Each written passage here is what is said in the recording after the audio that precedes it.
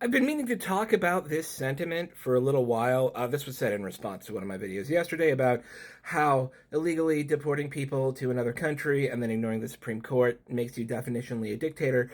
And it does. I've been alive for 46 years. I remember Iran-Contra, although I was young at the time. I remember George H.W. Bush and no new taxes. I remember Clinton. I remember George W. Bush and the Patriot Act and the FISA courts and special rendition in black sites. I remember Obama and drone strikes.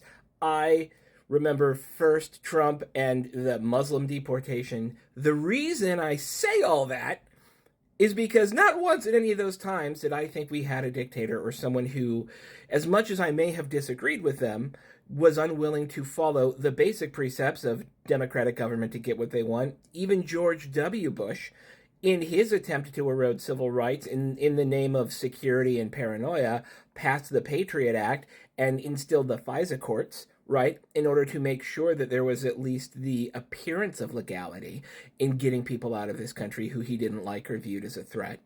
The very opposite of that is happening now. There is an absolute ignoring of the rule of law in the United States by the executive to the point where they actively sidle up to dictators who are helping them create concentration camps in different countries in order to move both people who aren't quite citizens yet or people who are citizens and they're just looking to get rid of them. He literally said it in the Oval Office yesterday, to get them out of the country. That's dictatorship.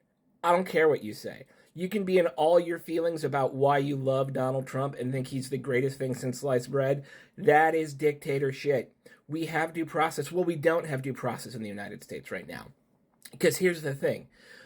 When one person is denied due process, until there is some legal remedy for that, denying due process becomes legal, right? It becomes the tool of the executive to remove people from the United States who they do not like. And until Congress or the Supreme Court is able to bring the rule of law back to the executive, which they have shredded and ignored, and they did it again yesterday, they literally arrested a dude for deportation while he was in his citizenship hearing because they didn't like his political opinion.